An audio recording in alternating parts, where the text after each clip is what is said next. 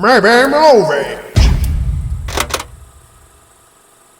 Good welcome back to Mammary Movies. No, hang on.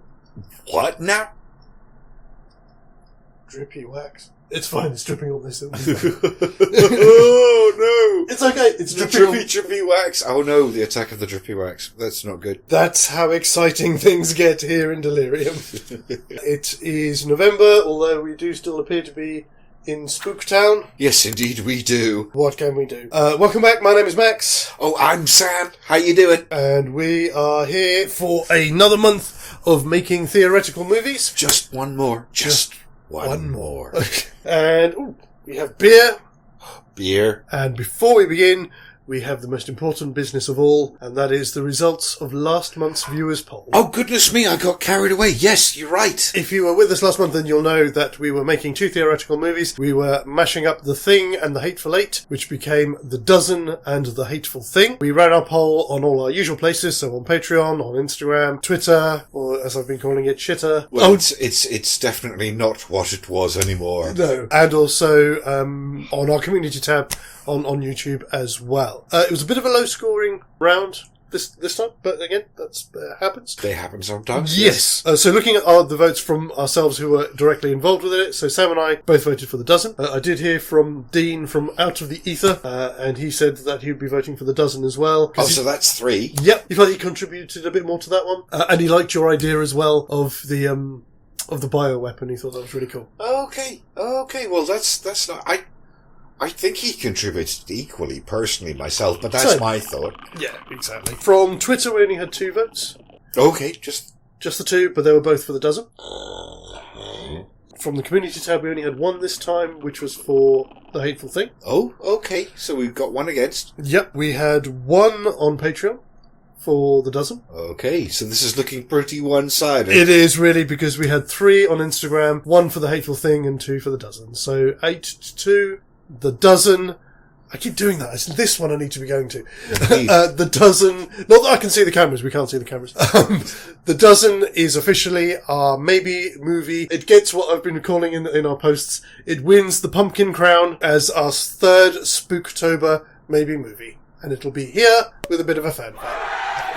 That makes me want to sing, I, Jack the Pumpkin King. I'll have to try to design a pumpkin crown. So we're back into... Oh, we are, aren't we? We are? We are. Okay, so let's have a look through our notes, see if we can figure something out. Let's have a look. What have we got? Oh.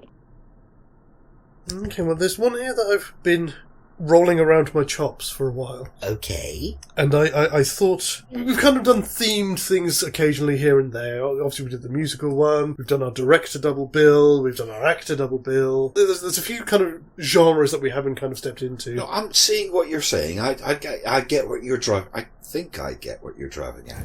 That's the thing. The Thing. Not The Thing. Oh, not The Thing. Not The Thing. Right, I thought we were done with The Thing. Driving is The Thing. I thought we haven't really done anything to do with, not exactly road movies, but car movies. So I figured, as this month is technically, it should be a mashup month. Does this mean we get to do The Wraith?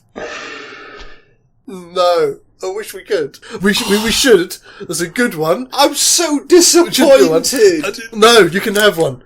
Because I hadn't even considered. Because it's a brilliant film and we should do The Wraith at some point. Oh, we have to do The Wraith. What we could do is we could do a proper old-fashioned good versus evil. Okay. Yeah, it's been a while since we've done that. And I figured what we'd do is we would take all of the evil, compact it into a specialised Mark III Lincoln Continental. You know what it was! The car. You know, I haven't seen that since I was 6. I mean, 6. I'm talking 40 something years ago. What a fantastic film. Do you want to hold on to that? I scared the pants off me when I was a kid. Same. Absolutely. It still does now. It's just terrifying. So what are we putting up against the car? Well, if we're putting something up against the car, it has to be the only properly, truly goody two-shoes automotive personification of purity and goodness and having a good time. We're like Bumblebee? Well, quite similar in The Love Bug. Oh my god, that's 2. Oh my god, I haven't seen those in so long. I know, I haven't seen this since I left America, so I must have been at the very most 6. Wow. I don't think The Love Bug was my first Herbie movie. It was mine, definitely. I think it might have been Herbie Goes Bananas. I wept buckets. When Herbie runs away, I was in tears. Oh, yeah, no, that's an amazing bit. That really is. Yeah, back when Disney still had a reputation. And this wasn't even their mainline stuff. This was Buena Vista. Exactly. So it wasn't, this isn't Cinderella or Snow White or anything like this. No. It was classic Disney. We have... Wait. Is this a maybe movie? I think it's going to be a mashup, yeah. A mashup? Yes. Not a maybe movie. Not a maybe movie. We do it as a mashup. That's so much easier. Yes. Okay. I've got some ideas. So The Car from 1977, The Love Boat from 1968. They're about the same runtime. I think The Car is about an hour and 36. This is an hour and 43. This one as well, we get to return to... It's the second movie by a director that we've already looked at before, Robert Stevenson, who directed One of Our Dinosaurs is Missing. I knew you were going to say that! I knew you were going to say it. I'm going to get this out of the way, because we have to. Mm-hmm. And I apologise, boss. But, fuck you, Disney. Fuck you, Disney. But this is a great classic movie that was when Disney was actually making films for their audience and not for the message. Exactly. It's a pure and simple story. Well, it's not a pure and simple story. It's a really quite complicated story. Yes, it's an honest family film. Yeah. Curiously enough, so something I did find out about when I was watching The Car. Considering this was made in 1977. 77, yes. Yeah. James Brolin has 2 daughters, doesn't he? In the film. Yes, he does, yes. The younger daughter, Deborah, Kylie Richards, who a year later is Lindsay Wallace in Halloween. Oh, you are shitting me. I didn't recognise her at all. I had no idea. It was only when I saw her name in the credits, I was like, oh, hang on a minute, I know that name. I always had the impression this was a movie that was made for television. Apparently not. It had got a cinema release. Did it really? Well, because I watched it as part of my 31 Days of Halloween, and so I put it up on some of the Facebook groups, and at least a couple of people said, oh yeah, I remember going to see that in theatres. By the way, don't trust Google search. I can't remember who it was about, but there was one of the people I was looking up to do with one of these 2 films, and it said one of the films that they were involved in was Paddington 2. But the person, whoever it was that was looking up, died 30 years before Paddington 2 was made. Whoa. But it was down as one of their movie credits. IMDb. Pay more attention. This was Google. Google? Yeah. Oh my god. Anyway, sorry. We don't need to worry too much about ACT. I think it is time. Oh, yes it is. Take it away. So, folks, this is our little shout-out for this episode, and we'd like you to take another look at our friends over at Last Dog Films. Their channel is producing new short films on a regular basis, and the latest of which is Momo, which many of you will recognise from the creepypasta. They've done a little short that does really quite a good justice to making Momo quite creepy. It's really good. Head on over to their channel, check out Momo, check out their other movies, give them some love, and tell them we sent you. There'll be a link up here and down below as always. And again, as always, guys, thank you for all your support. Thank you. I did make a note of acts, but I don't think we really need to worry too much about that because we're going to be doing our own thing. If we agree where the acts are in the individual bits, it might make it easier to fit it all together. So I had the car. I had Act 1 ending when Sheriff Everett. That was me, yeah, the sheriff. Yeah, totally. And Act 2 again is pretty obvious when Lauren gets killed as well. See, I wasn't sure if it should be a little bit earlier, but I think on mature reflection, that's the turning point. Yes. Sorry, quick reminder, again, there is a thing there, but I should always probably say it as well. There will be spoilers throughout, so if you haven't seen these films, do go and check them out first. Oh, absolutely. You should watch them. Just get to know them and be familiar with them. So as I said, it's an hour and 36 minutes. Sheriff Everett gets killed at about 33 minutes in, and then Lauren is about an hour and 10. Yeah. So it works out about right. Yeah, that makes sense. Yeah, that does make sense. I'm not sure where the first act of The Love Bug goes. I had it in one of two places, either when they make the bet, which is about half an hour in, or it's when they have the montage of all the different races that they're going on, which is about 5 to 6 minutes later. I think it's the bet.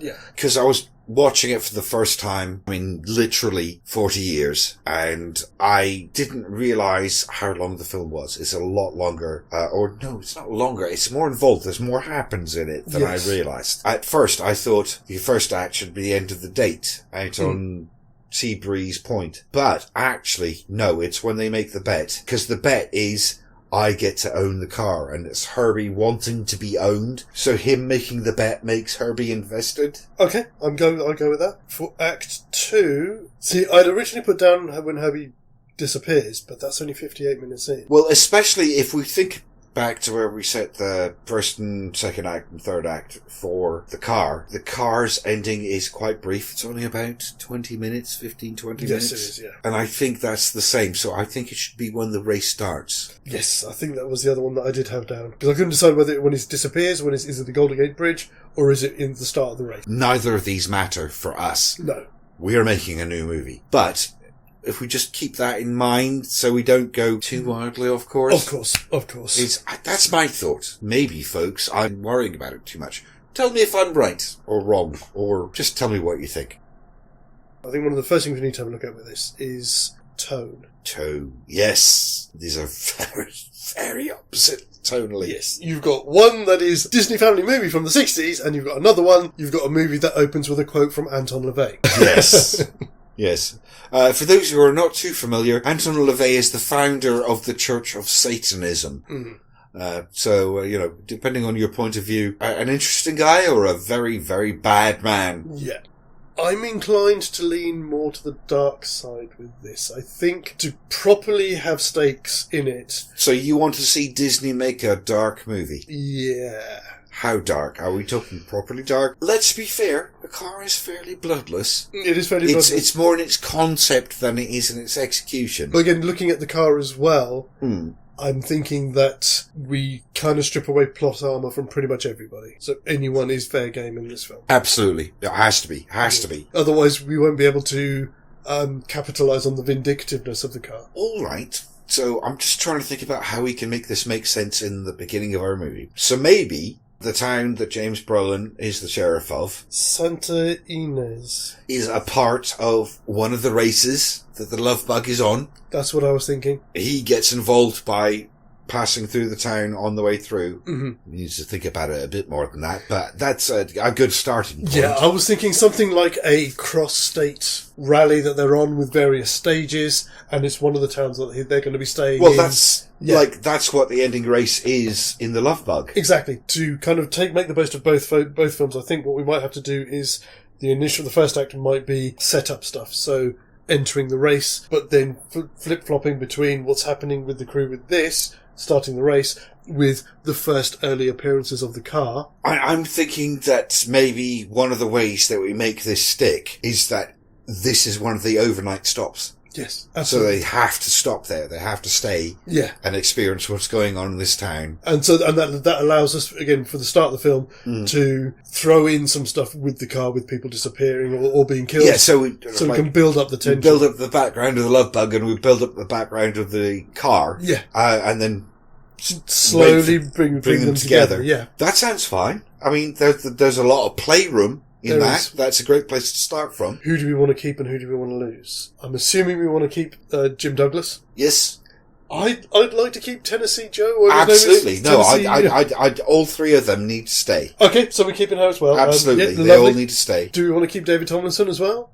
Forgive me, which one's David Tomlinson? That's He's the villain in this. Yes, because I think we have use for him in the second act. Yeah. When his car gets smashed, don't you think? Yeah. Well, when his car gets waylaid. Yeah. We'll figure out exactly how that Might happens. need some new wheels. Indeed. And then obviously from the car, we can keep everybody who's in there, who's kind of integral to the plot. Any of the outlying people, so stuff like to do with the school and things like that, they may drop out the wayside. They become sort of more bit players in the thing. Because we might not get the parade. That's what I'm worrying about. That's literally what my blank expression was about. I was trying to work out what happens with the parade.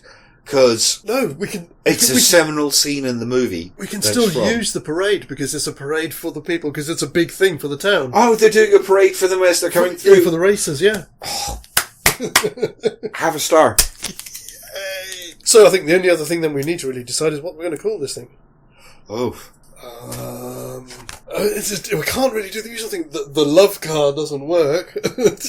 I didn't think about this one beforehand. Maybe I'm being weird. I want to undermine other people's expectations, so I want to just go the bug. It suggests something creepy, yeah, but actually the bug is the hero. I like it. And just understated. Yeah, no, I like it. Does that work? Yeah, definitely. Cool. Yeah. But also, because again, if you do choose to look at it from a certain point of view, bugs, flies, Lord of Flies, Beelzebub, the devil. If you want to go that deep into it. In some respects, loosely a sequel for this, then? Are we saying that the events of this have already happened? I think because we're going to have to skip over a bunch of events from this, I think we're going to have to say it is a sequel. Cool. So, if you haven't guessed already, we are going to be doing a mashup month this month. So that's going to be 4 episodes, 1 completely new film, taking elements from both of these movies and seeing what mayhem we can wreak with it. Yes, indeed. In which case, so there won't be anything on the channel on Wednesday. So the next thing that we'll be putting out will be our Act 1 of this, which will be out next Friday. All right then. We are good to go for Act 1 of The Bug. Please come back and join us. Do have a check out, because we might be dropping some stuff on our shorts feed as well, a bit more, which we haven't really kind of capitalised on too much as of yet. Regardless, have a great weekend. Have a brilliant start to next week. We will see you definitely here next Friday. Until then, take care. Don't forget to like what we're doing. Possibly subscribe if you haven't. And please remember, we've got a Patreon. Consider joining us. Please join us. In the meantime, TTFN. Put a chick in it, make her gay! Ba ba ba ba ba ba ba ba ba ba ba ba ba ba ba.